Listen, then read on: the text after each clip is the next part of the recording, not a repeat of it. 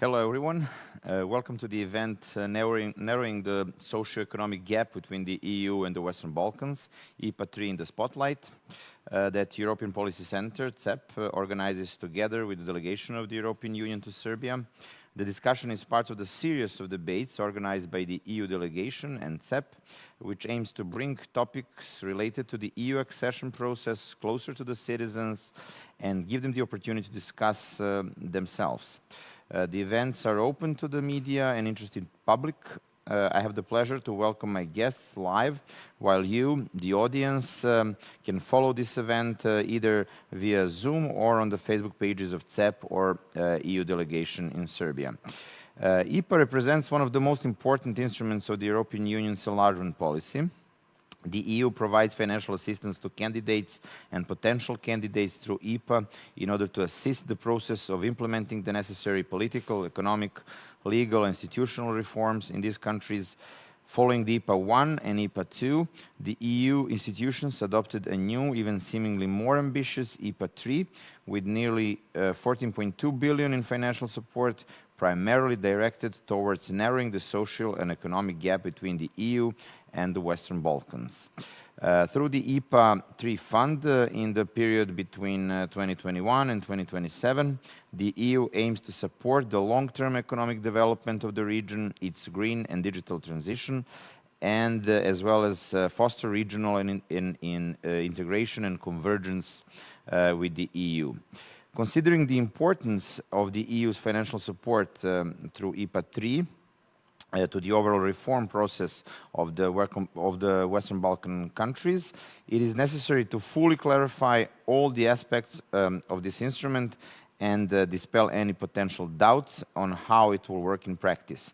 In this regard, Mr. Nicola Bertolini, Head of Cooperation of the EU Delegation to Serbia, Jelena Stojović, former State Secretary of the Ministry of Finance and and Ranka Miljenović, the Executive Director of the European Policy Center, will discuss the importance of IPA III as well as the Western Balkans' capacities and capabilities to make the best use of the EU's financial assistance. I'm Nebojša Lazarević, CEP's co-founder, and I'm very glad to have the opportunity to be your host. Welcome again. I will go to three cycles of questions with my guests, each around 15 minutes long, after which we will move to the questions from the audience. You can ask questions either by writing it on Q&A section or comments on Zoom on Facebook, or by raising a virtual hand on Zoom, after which we will connect you to the audio and you can ask question live. Mr. Bertolini, let me start with you. Can you please tell us more about novelties in IPA III and what makes it different to IPA I and IPA II, especially about so-called penalties in case of lack of progress or backsliding? So we are shifting slowly from the principle of fair share of partner allocations to the principle of performance. Why, and what does that mean for the region? First of all, Nebojša, thank you very much for inviting me to this. And before it is a must for us, before entering into the discussion about IPA, let me remember everybody that there are a lot of people suffering nowadays in Ukraine. Most of these people also are in other countries because they already fled the country. And there is an unprovoked, unjustified aggression of Russia towards Ukraine. This has to be highlighted because our daily business changes because of that. We cannot avoid thinking and reacting on the situation now every day. There will be refugees. There are refugees already. There are internal displaced persons. So everything we discuss is being under discussion, is being under revision, and could affect also the amount of funds that we are working on. Said this, IPA III is a mature instrument. the main difference between the IPA 1, IPA 2 and IPA 3 are due to the fact that the European Commission, the European institutions and the countries realized that IPA 1 and 2 have some weaknesses. And the IPA 3 is trying to rectify these issues. The first and most important weakness of all the programs that are funded by donors and are implemented by national institutions, and they have to go a long cycle of approval and then implementation, is the delays. The delays between the moment that the project is thought, is prepared, and the moment that the project is implemented. So IPA 3 breaks this and put the maturity of the interventions as an important precondition for using EU funds. This we already saw, because we already programmed IPA 21 and IPA 22. And some of the projects were not considered. Sorry, these are not ready. Not ready means that the term of reference, the tender documents are not prepared, and the design, the feasibility study are not done. So projects will be only approved when they are mature. First point. Second novelty, which is not a novelty but there is more emphasis, is the relevance. Relevance to the policy reform, to the accession process, to the strategies that the country is putting forward. So this linkage, and the linkage as well to the economic reform program that nowadays will be submitted by the Minister of Finance to the delegation as every year is done, the economic reform program, the economic investment plan that we will talk later, and the green agenda, the EU deal, Green Deal, and the green agenda for the Western Balkans are important light documents to put an emphasis in IPA 3. The last point, and this is what you mentioned, Nebojša, is performance versus allocation. There are no country allocation, but there are envelopes for windows. Windows are a group of sectors. We can talk later about this if you like. But the main point is that there is no country in the region, there is no beneficiary that counts on a financial envelope for 7 years. They have to fight. They have to prepare projects. They have to mature the projects in order to be funded. So this is why there is no allocation. But the principle of fair share will be maintained. What does it mean? It means that if a country is lagging behind, the country will be supported in order to reach the same preparation of the more advanced countries. But I can tell you, in this moment, there is no country in the region that is more advanced. They are advancing like a low velocity train, how we have in the Western Balkans, 40 kilometers per hour. No, this is what is done today. So I know the region. I'm not happy how the region is absorbing the funds. It should be better. Thank you. Unfortunately, you're right. And coming from someone who worked in the region for quite a few years, we're sure that observation is true. Also, thank you for this first intervention, and thank you for saying these first couple of words on the situation in Ukraine. We even discussed in CEP whether we should maybe delay the event or have it in a couple of weeks. Like in other similar situations, we've decided not to do so. It's also important to keep the work as it is, and not to allow such situation to take us away from our goals. But also our hearts and minds, of course, go with the people who are suffering now in Ukraine. Jelena Stojović, former State Secretary and former now. Ms. Stojović, when it comes to Serbia, based on your assessment, to what extent are we able to absorb these funds from IPA III and make use of them? Do we have necessary resources, skilled people who will write, who will manage these projects? Thank you, Nebojša. It's a really very good question. And I will start by saying that we all know that the EU is the biggest donor to Serbia. And Nicola just mentioned that we are within IPA III, meaning that we are well familiar with the IPA instrument, meaning that we also prepared and implemented many projects in different sectors even before IPA saw in cards. That gives us, let's say, some confidence that there are certain capacities for the preparation, also for the implementation of projects. On the other hand, if we remember that in 2014, Serbia got conferral of management powers, meaning that our structures and procedures were accredited by the Commission. We also confirmed by that action that certain capacity was there.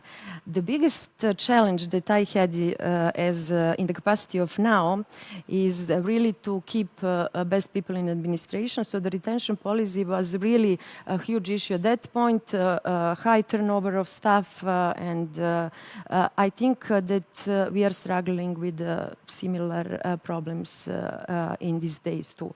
I would also, when it comes to the capacities, I would also like to underline that sometimes it's really underestimated, and that is the capacities also built up at the local level through these CTC programs, to the cooperation programs.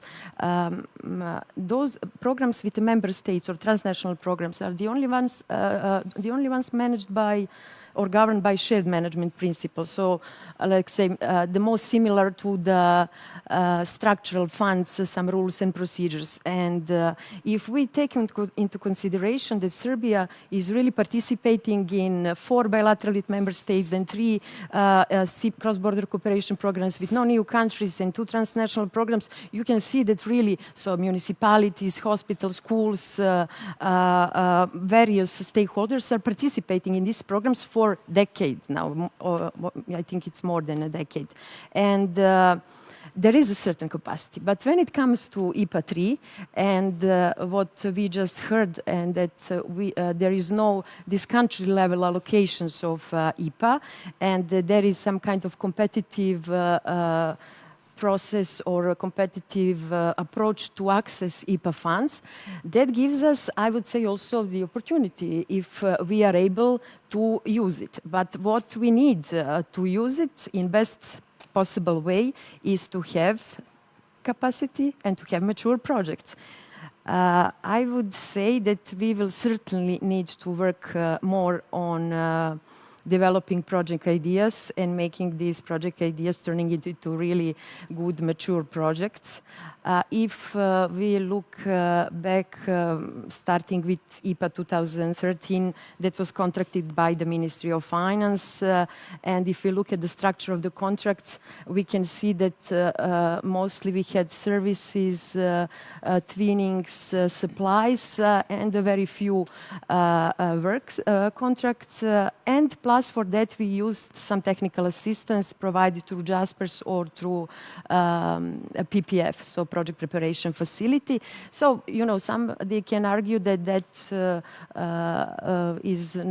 was not best solution for Serbia in terms of building the capacities in that area, but also what I can say from my personal experience that really helped us to have that high absorption and to implement those projects. Otherwise, that will be still under question mark. I would just like to reflect a bit on one of the topics that Nicola mentioned, and that is related to the delays.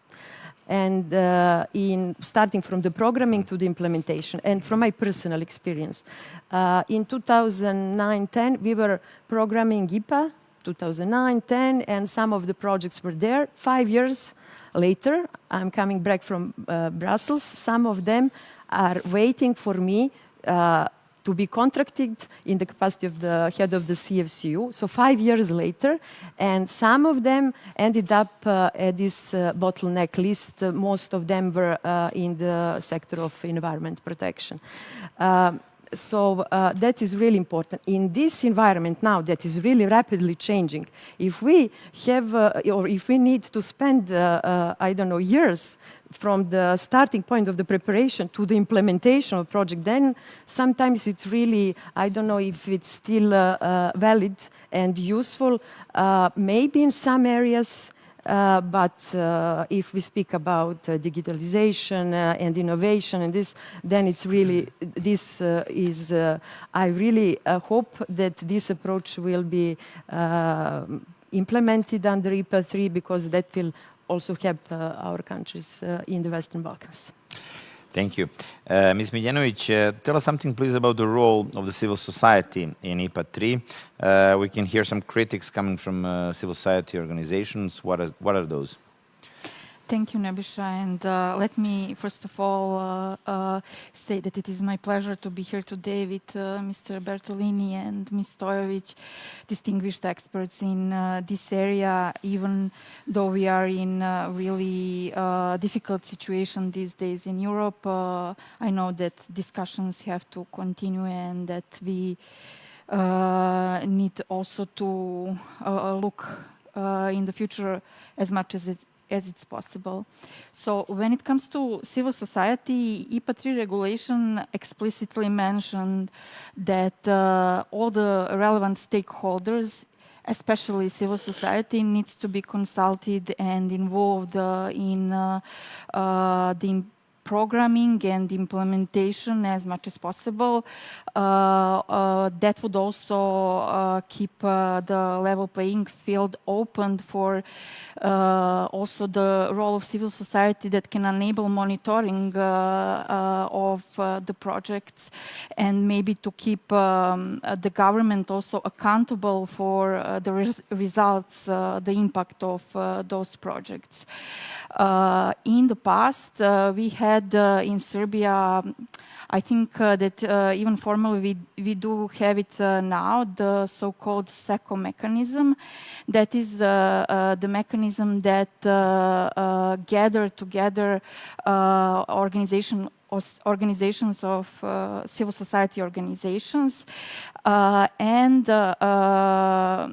Ministry of European Integration used to consult this SECO mechanism during the programming of different IPA cycles in the past. However, I think somewhere in the middle of IPA II implementation, this mechanism has gone under silence. We don't hear civil society organizations during the programming or monitoring the implementation of the projects anymore.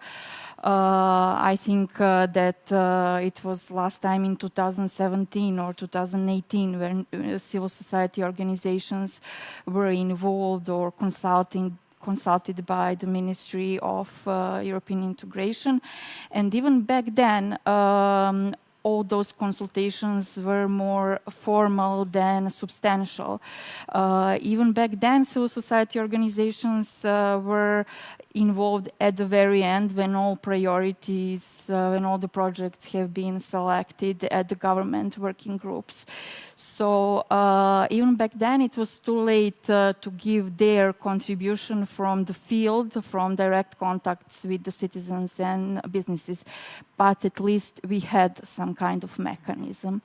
So as I said, in IPA III regulation, this obligation to consult with relevant stakeholders is explicitly mentioned. The role of civil society, its importance has been stressed, but we will remain to see whether that will actually be implemented in the implementation itself. We could also see recently the report from European Court of Auditors on the effectiveness and impact of EU support in rule of law area in the past period. And this report as well stressed the importance of involvement of civil society organization in the implementation of IPA II, because in that way we could ensure the sustainability of the project's results, and we could also achieve a significant impact. Well, but we did have at least some formalized way of introducing CSOs into programming. Did we ever have any formalized way of introducing them into monitoring evaluation? Well, SECO mechanism should have played both roles, but its role in monitoring of the implementation of IPA project was even lower than in programming. We had a couple of meetings and consultations with the government on the implementation, but it was even at a lower level than in programming. Thank you very much. Ms. Stojović, what is government's experience in from previous two IPA cycles? What lessons could be drawn? Did we manage to utilize these funds, or we were just bragging with the percentage of money being spent? Well, if we look back at IPA 1 and 2, as you clearly and correctly pointed out, that we have high absorption rate and high contracting rate under IPA 1, and most likely the same will happen with IPA 2. That was really, at that point, starting with IPA 2013, very interesting exercise. We put a lot of efforts to establish all the necessary structures, procedures, and as I mentioned previously, one of the biggest challenges that we face at that point is this high turnover of the people. So we were trying to find the best solution, how to keep those people and how to attract those who can really be, I would say, qualified, skilled, and that is also important for this institutional memory. As I said, at that point, we tried in various ways with different support, but I would say that this issue is still open, as I mentioned before. When it comes to beside the capacities, I would also like to mention maybe this funds that were available to us, but not looking maybe from the Commission side also. And we are speaking now how we can, narrow the gap between Western Balkans and EU member states. If we look, for example, ESI funds, European Structural Investment Funds for 2014-20, and if you look how they programmed ERDF funds for example, innovation and research is 68 billion. And then if you look at the competition of SMEs, to support competitiveness of the SMEs, it's 58 billion. And IPA is far lower than that. If we take as an example for Bulgaria as an example, you can see that in these areas they programmed over €1 billion. So it's, let's say, 1.4 billion euros. And for Serbia, that is around 200 million euros. So that is for 7 years. So we're supposed to catch up by receiving less. If you're asking me how that was under IPA 2, and if you look at that way, you see that that gap is really not narrowing but going wider. But what is promising now, at least that is how it looks to me, is first IPA 3 gives some opportunities that we never had before. And it also so similar to some, as I mentioned before, rules and procedures that I applied under ERDF programs. So we will have these sector operational programs. There is attention paid to the partnership agreement and partnership principle for the first time, at least that I can see it in the IPA regulation. But what also we can expect is this very promising economic investment plan. And I hope that we will now hear some more information about that. But if we know how this will be implemented and if we are ready to use it, maybe in this forthcoming financial perspective, the 2020-2027, then maybe we really do have a chance to reduce this gap. I will just go back to your question, maybe with the third point, and that is related on procedures. As we mentioned, these delays, and there is really a need for the harmonization of rules and procedures, not just here within our authorities, but also at the EU level. We have, as I mentioned, 9 programs implementing and governed by different regulations, different rules, even though they follow the same Prague rules, the interpretation is different. Then you have, for example, one municipality from one region who is eligible to participate in different call for proposals and then implementing the same or similar projects under different rules. Also, I would like to see under IPA III that programs between non-EU countries, so IPA cross-border programs, really do respect partnership principle when it comes to the role of the Joint Monitoring Committee.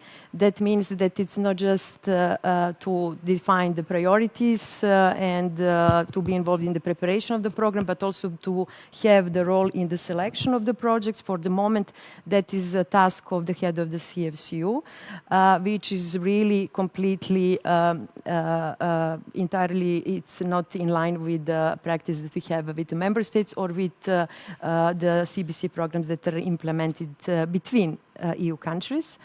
Also this simplified cost options, that is something first for our authorities here in Serbia to understand that we can really apply them. If there is opportunity, we should apply them, but then we should really train and educate not just institutions that should apply them, but also those such as auditors who are auditing. Then to try really not to, and to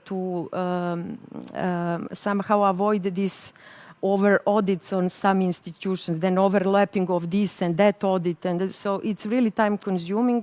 And I really do believe with this IPA III there are a lot of windows where these improvements can be implemented, but it will be also good to have a clear guidance from the Commission, maybe to the countries in which they can use this opportunity, so that the procedures are shortened, then that we become more efficient and effective. But all that depends on administrative capacities of our public administration. Yes. We were worried about them even in the moment when decentralized implementation system was approved. In the meantime, I think that our capacities have even gone lower. What is there to work with now? Well, who will use all of these new opportunities? Well, we have the structure. It's there. I know. I mean, I was in administration. I'm not anymore. What we really well, should we all invest. were actually. We were all, the yes, in administration. Yes. What we really need is to invest in people and to find the best invest solution. In people who are going to leave in 2 years. And try to see how we can keep them. But also to explore some possibilities that are implemented by countries from the region. Let's say what was done in Croatia, or even if we look at Greece, for example, they have some special agency and they have their own way how they keep people who deal with these EU-funded projects. So there are really a lot of practice, good examples of practice in the region and wider in the EU.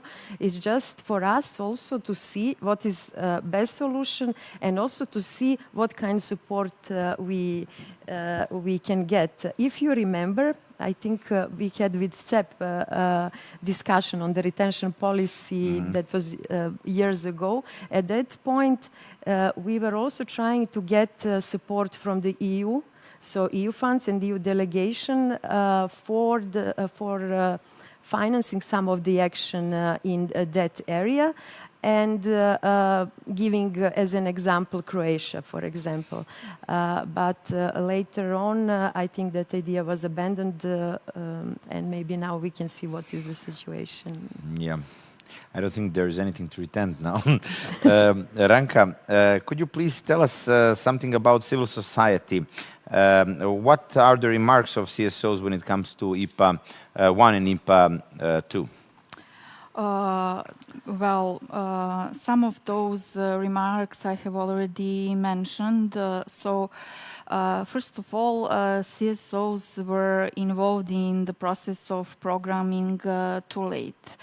When all the priorities have already been defined. When I say priorities, I mean when the projects have already been defined and when it have already been decided within the government structures which projects will be financed.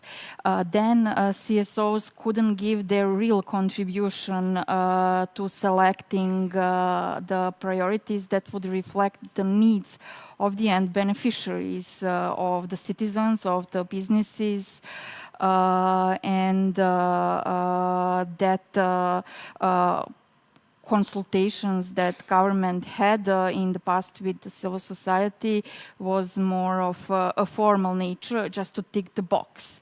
Then definitely civil society organizations could have been more involved in the implementation itself.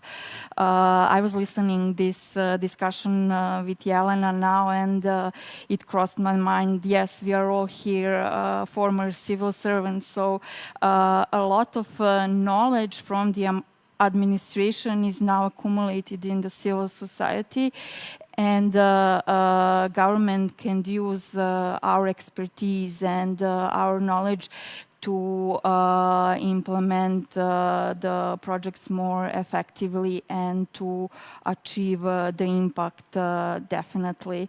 Also, one of the remarks the civil society, not only in Serbia but also our colleagues from the region have, is that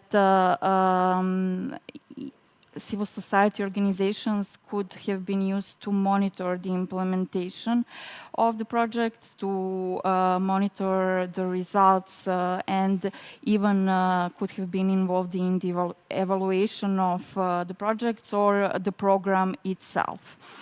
Then, of course, one of the remarks that you will often hear is that the funding for the civil society themselves, for the environment, favorable environment for civil society is not enough. But, of course, I believe that this can be resolved if we involve definitely the expertise that we have on the ground in implementation of different priorities.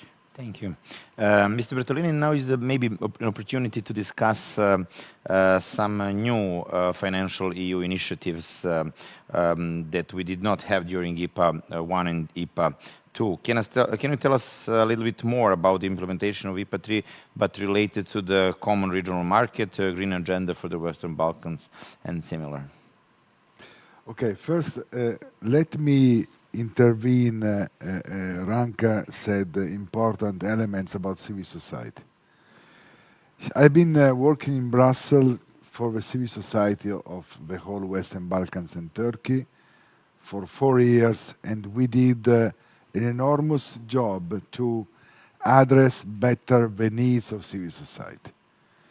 And IPA II, as well as IPA III, has as important tools the programming and the monitoring of implementation.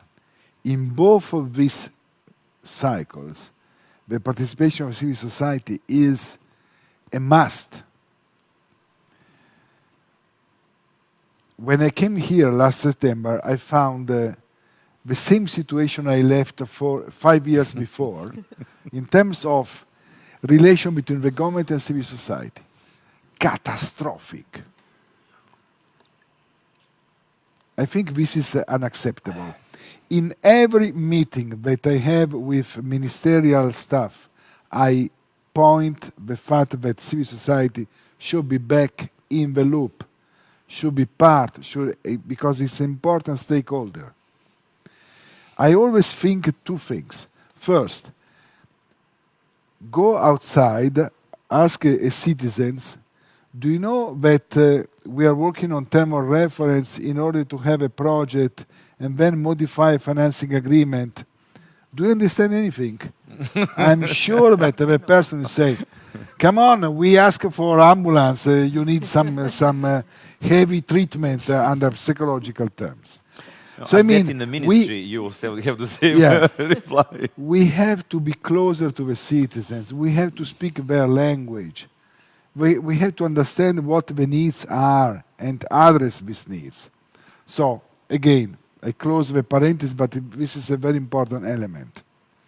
So we will democratize the use of civil society also in Serbia. This is one of my targets, to have you back on the table. Second point, you mentioned, you ask also, Jelena, about the contracting rates. Of course, these are good. But do you know why? Because 1/3 of the IPA II resources are managed by the delegation. Plus 1/3 of IPA II resources are managed by international organizations. And when I went to the UN to have a meeting with all UN coordinators, and I told them, my target is to reduce your presence by 50% in 5 years, they were scared. Why? But of course, why? Serbia in year 2022 has 20 UN agencies and programs in the country. How is possible? In the middle of Africa, I didn't see so many UN. Come on. This is absurd. So we have to work more for strategic level. Third element, you asked me about IPA III and the regional market. I hope we will still talk about regional market. What is this Open Balkan initiatives? I was in North Macedonia. I know that they are promoted as well as Serbia. Okay, but I mean, the market will be the European Union market. If the Western Balkans organize before entering into the European Union with a regional market, welcome, because the work will be already started.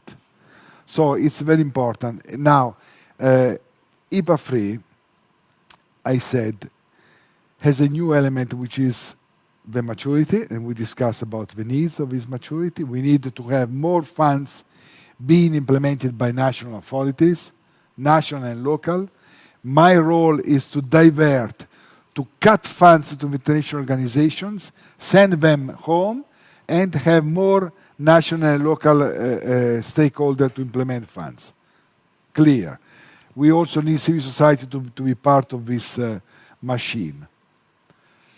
A project is an extraordinary activity, that should change your ordinary life.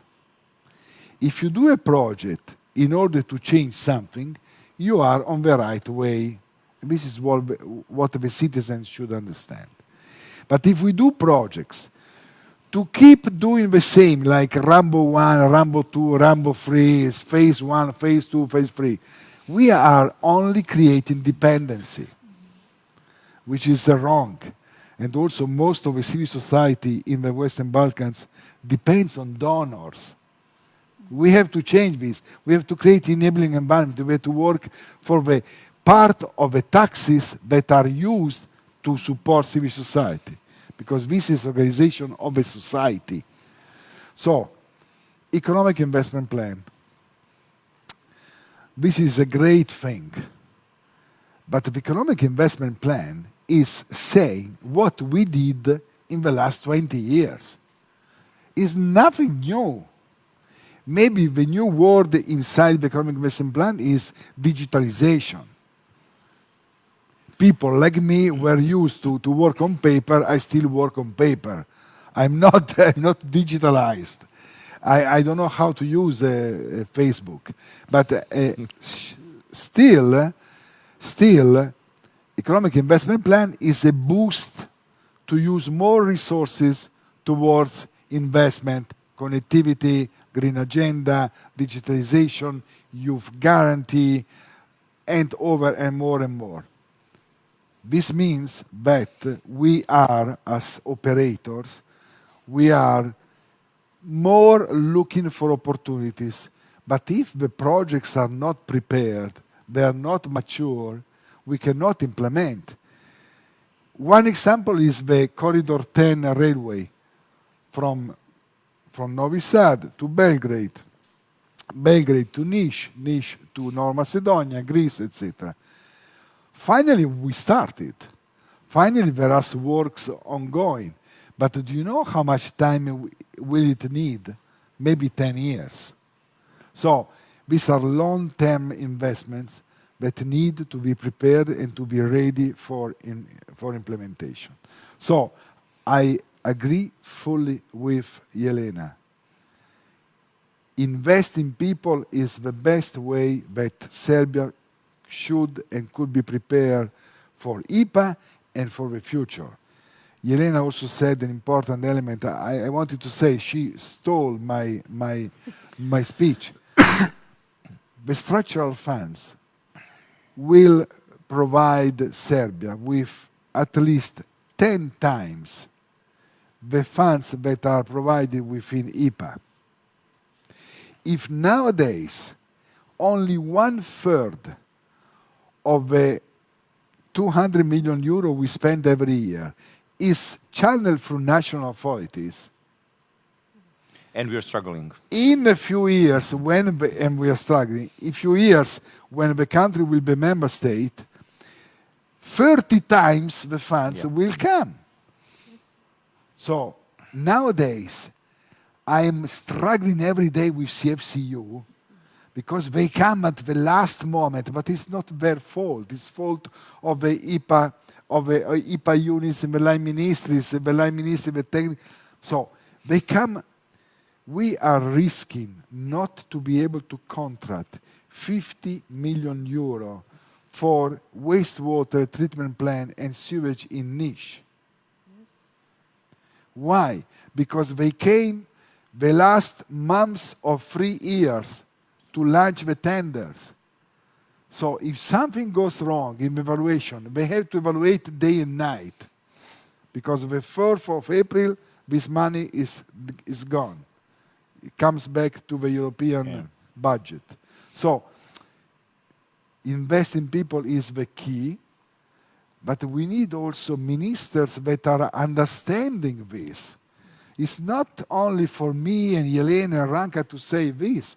They should understand. So we need the people of Serbia to send clear messages to the political mandates in this country. We cannot go on like this. We need more capacity in the country to implement all these funds. Thank you. Mr. Bertolini, in view of the EU accession process and the use of IPA resources to boost reforms and support the green agenda in Serbia, which challenges do you think Serbia has in the absorption of IPA resources and the preparation of, for the future structural funds when the country will be an EU member state? This is also preparation. This is not just. We thought that today's talks would not be just about the current situation, but also for the preparation for Serbia's future membership. Yes, indeed. I will just summarize with different words. The country is not prepared for structural funds. We will discuss with the government the introduction of a sector operational programs. What are these? These are multi-annual funds available to support investments implemented by national authorities. we are going away from an annual budget perspective towards a multi-annual. We identified, together with the government, the green agenda as a possible target and the social inclusion as another target for multi-annual engagement, mirroring what the European Regional Development Fund is doing, mirroring what the European Social Fund are doing. But we have to create new institutions, not institutions, but units of people capable to implement this into the line ministries and probably boost also the Minister of Finance in order to be able to create the necessary capacity for also one day implement the structural funds. So it's an enormous need for capacity building and for investment in people. Important element is the retention policy, because the country has to think it is better for us to receive and implement 1 billion euro of investment or to have the funds not being implemented and being going back to the European budget. In order to implement 1 billion, I need to invest 100 million from our budget in order to create the relevant people and structure and to pay better these people because these are very important for the country. These are the questions that Serbia will face in the next months. From the year 2023, there could be sector operational programs in order to start working on creation of more capacity for this. This is a big challenge. CEP's study on retention policy was mentioned before. That study was made, if I'm not mistaken, in early 2014. If you 2016. Oh, 16. 16. Okay, yeah, so 5.5 years ago, and it's still totally relevant, unfortunately. I think that nothing was done. It's even more relevant now. Yes, it's even more relevant now. Yes. Ms. Stojović, which of the IPA III windows that we mentioned earlier do you think will be most useful to Serbia? Can these funds help in narrowing the socio-economic gap between Serbia and the EU? And is this matter solely in our hands, or events such as the current events in Ukraine or some other unforeseen events could change? Maybe. Okay, interesting question. I will start by saying that we in the past experienced different challenges. So, I mean, in the past, and at that point, Serbia was using EU funds, so with cards and IPA later on. First, we had economic crisis, then we had some natural disasters, we had the floods, we had earthquakes, now we have COVID. So it's not for the first time that we have some kind of unforeseen situation. It's also on us to, you know, how we will adjust to the new circumstances and how we see and how we look at the challenge. You know, every challenge can be also the opportunity. It just depends how we approach it. And it also, of course, goes to the other side, to the Commission, in which way the Commission will act towards Western Balkans EU integration processes. So it's, I think, something that we will see in the forthcoming months, if not days. And with regards to the windows, well, now I'll speak more about NALED and something that is important for us. Since 2018, we were looking more into the environment protection and maybe window number 3, so the green agenda and connectivity in general. But if you look also at this cluster that is open, we can say that that is really relevant for our country. So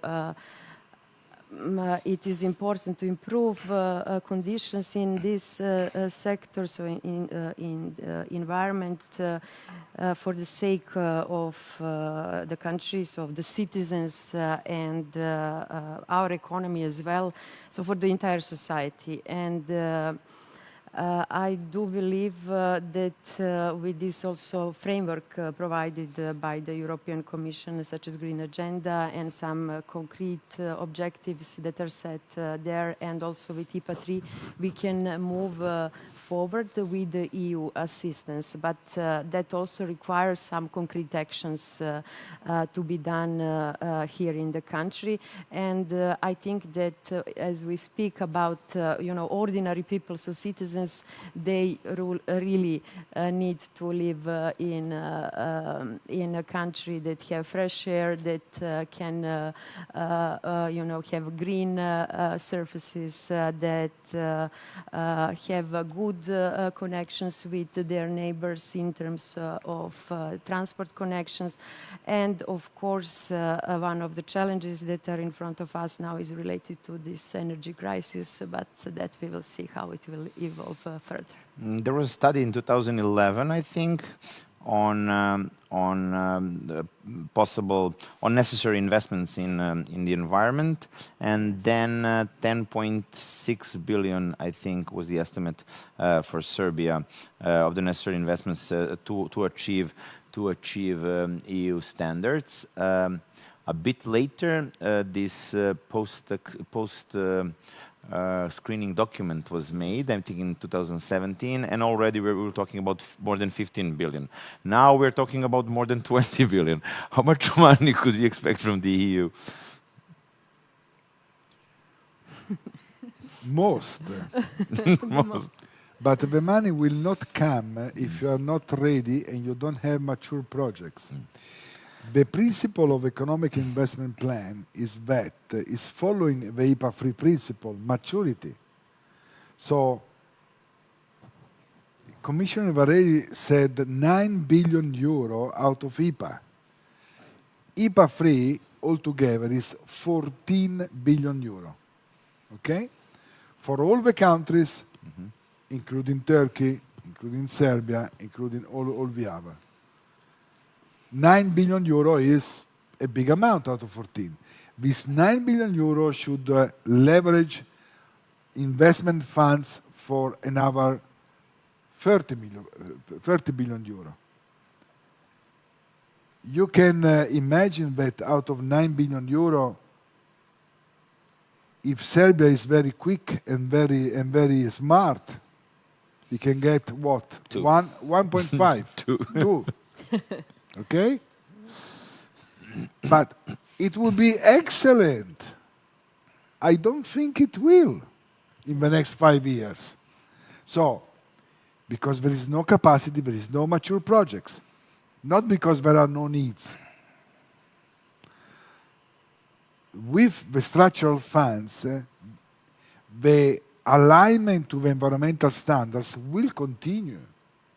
Cannot be done only before accession. If not, next generation might exceed. No, we need to work on this. We need to mature projects. We need to have people. We have to start implementing what is available in order for one day be able to implement more. But of course, in the environmental investment, I wanted to make it clear. The more you invest with grants, the less you get the pollution pays principle accepted. So there should be a combination of grants and loans, because a part of the tariffs, waste tariff, water tariff, are paid by the citizens and should be paid more and more. So it will go hand in hand.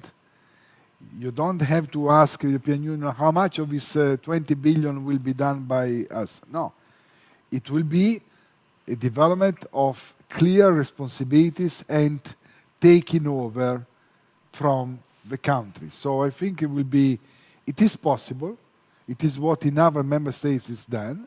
It's a combination of grants and loans. So it will only require more and more projects to be developed.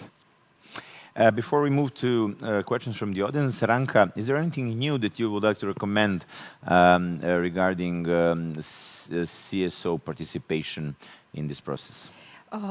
Before I answer to that question, I would like to reflect some of the thoughts from my colleagues because apparently retention policy becomes even more important these days, and because of the lack of capacity we can face with the problem with absorption of the funds. I would like to stress once again already mentioned CEP study on retention policy in Serbian government. In 2016, we assessed the capacities of the units dealing with EU accession, so EU accession talks, and the units dealing with IPA programming and implementation.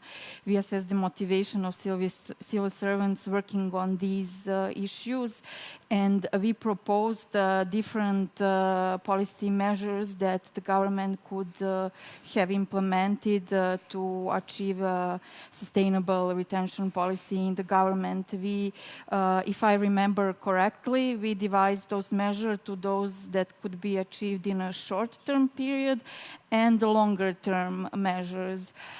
Since this retention policy is, as we could see, becoming even more important now with IPA III. This study is at disposal of the government and it can use it even now. Maybe it can be updated a bit. We can update it if necessary, but I think all that is there is still relevant and can be implemented if the government wants. When it comes to your question now, Nebojša, on what can civil society recommend for the future, well, I think that we can recommend some measures that can be implemented even now in IPA III. We should not waste for some future IPA regulation or whatever the name of the future assistance would be. And that is definitely related to what I have already mentioned, the recommendations of the European Court of Auditors and their opinion that civil society organizations' capacities could be used more in the implementation of the rule of law projects. And I would just stress that civil society organizations could provide civil society organizations could be involved not only in the rule of law sector. Civil society organizations have the capacities and expertise to work on the implementation in different windows as well, on competitiveness and inclusive growth, on green agenda, as Jelena already mentioned. So we would definitely recommend to involve civil society organizations in each sector for the implementation of the priorities of each sector. As I mentioned, because civil society organizations are close to the citizens and the businesses, the projects that they implement can achieve sustainability and effect at the ground, at the community. Thank you very much. There are a couple of questions. There is one from the Facebook. It says, is there no reward in terms of funding for countries that make progress in reforms? I think that we talked about it at the beginning and we emphasized the new shift when it comes to reward. But also, I was told that Milena Lazarević has a question also. Could you please?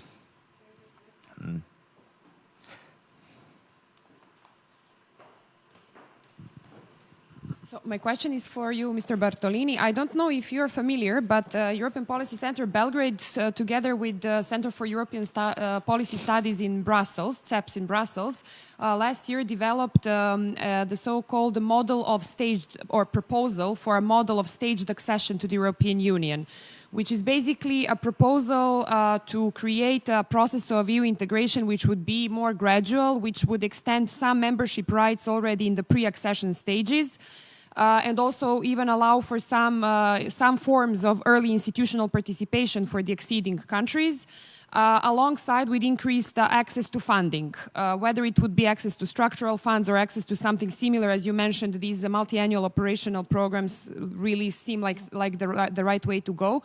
But basically using the logic that as the country integrates more deeply towards the EU, it gets access to more funding. Our proposal says that in the first stage, the countries should get access to 50% of what they would get as conventional member states. Then in the second stage, 75%. And then in the third stage, when they sign the accession treaties, as new member states, they would get the full amounts. This would also allow for more gradual creation of the capacities and overcoming this in and out logic that the country overnight almost gets access to tenfold what it used to have before accession. But it also follows the logic that more conditionality and stricter and better measured and better monitored conditionality would be imposed on the countries in this more staged process. Now, after the outbreak of the war in Ukraine, there has been increasing demand for discussion of this model, and a lot of the policymakers in the EU see this proposal as the way forward to bring the Western Balkans more closely and, let's say, more firmly into the foothold of the EU and reduce the unwanted, undesired external influences. How do you see such a proposal, and do you think that it could be realistic for countries to get access to something that would look more like structural funds before accession, before membership, and to have this kind of a more progressive approach to acceding to those funds? Well, I said it clearly that nowadays I never see that we do not have enough funds. Nowadays, there are always more funds available than good projects. Nowadays, there is no extra capacity. So nowadays, I would not recommend this shift towards increased amount of funds. But, as you said, if conditionality will be important, then it's a smart move to increase the funds towards candidate countries that are in advanced stage of negotiation. I only know that until now I can work on the funds that we have.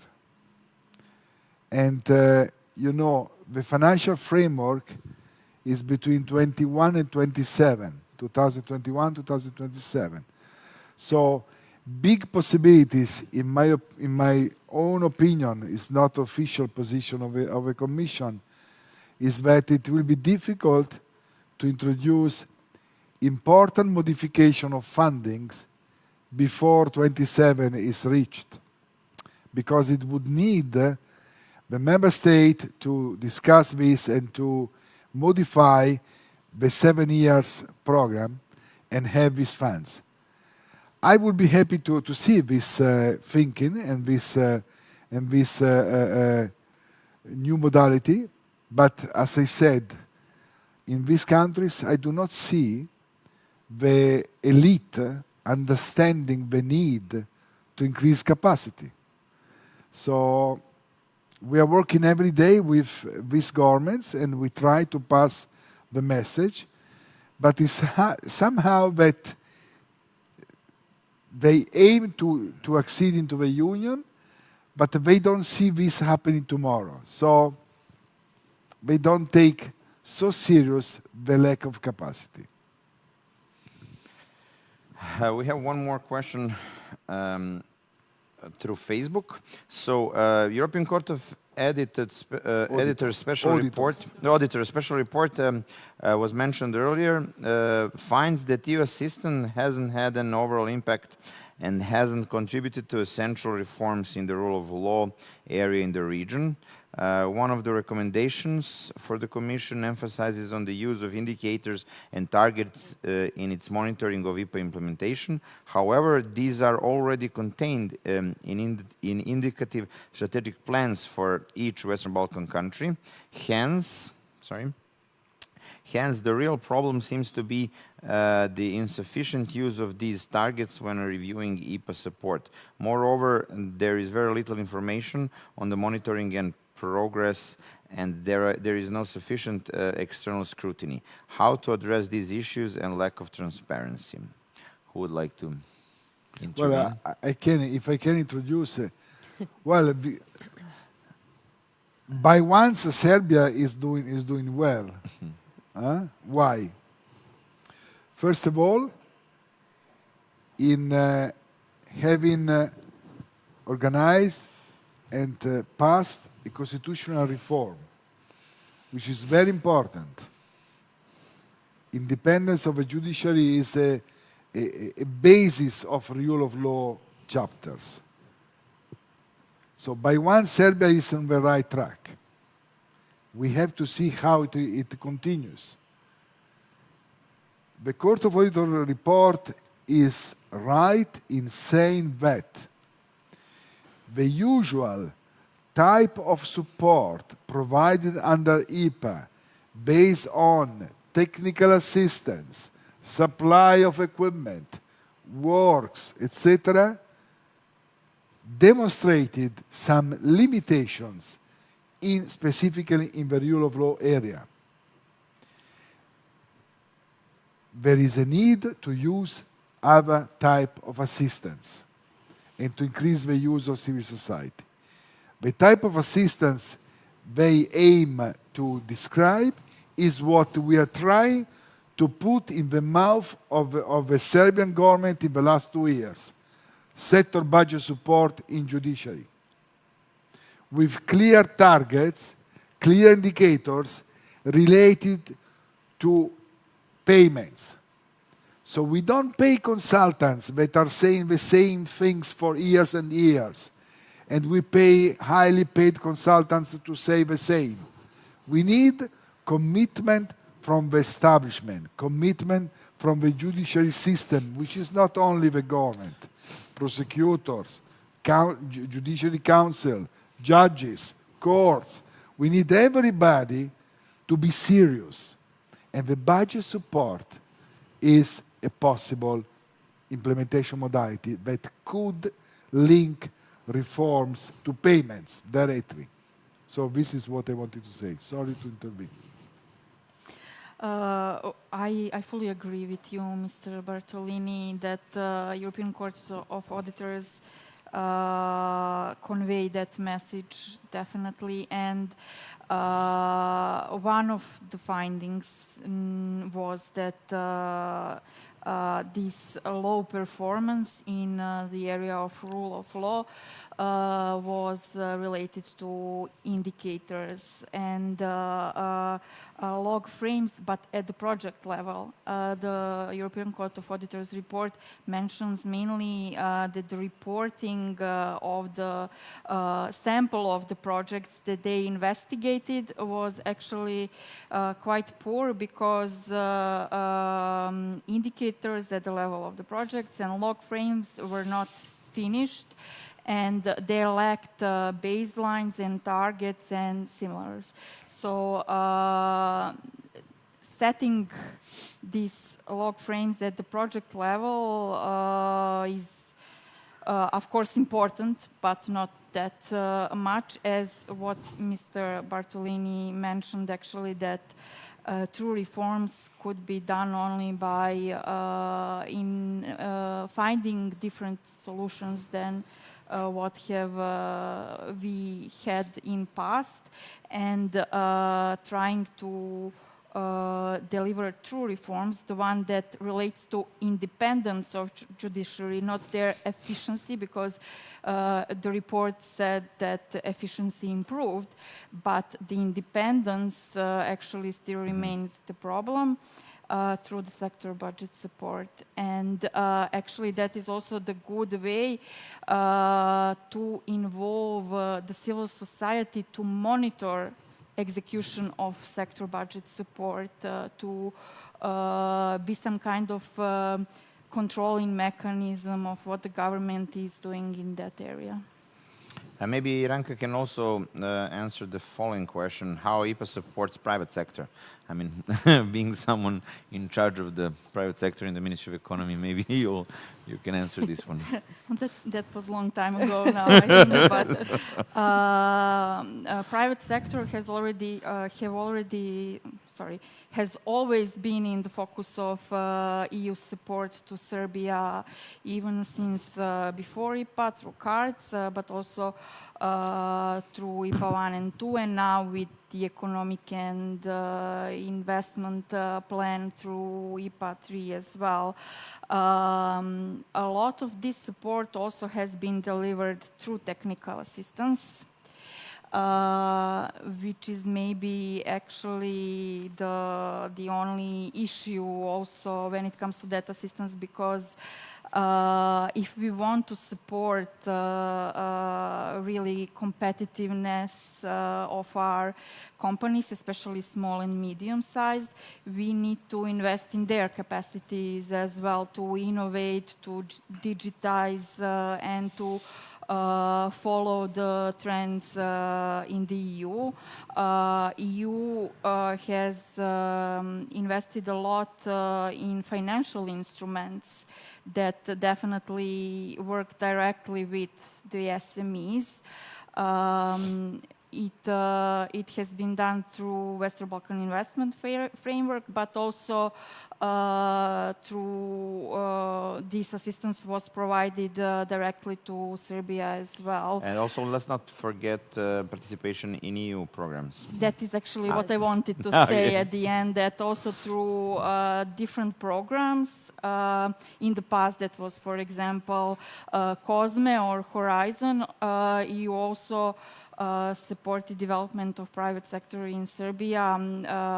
As I mentioned, their capacities to innovate, to align with EU standards in different areas, freedom of free movement of goods, definitely technical standards and technical regulations. So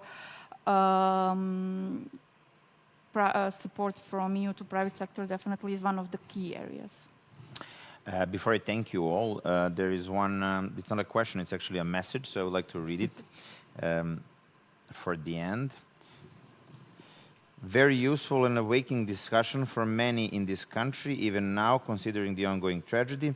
Thank you, Mr. Bertolini, for honest and open reminding us of how important are the capacities and investment in people. I would especially stress the decreasing capacities at the level of local self-government and local actors, local CSOs.